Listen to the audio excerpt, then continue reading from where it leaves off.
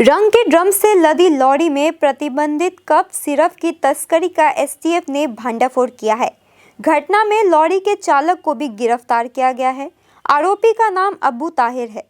वह असम का रहने वाला है।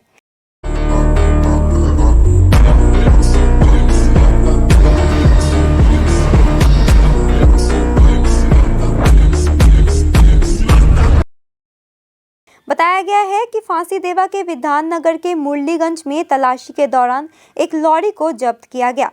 तलाशी के दौरान लॉरी से राज्य पुलिस की एसटीएफ ने 361 कार्टून प्रतिबंधित कफ सिरप जब्त किया।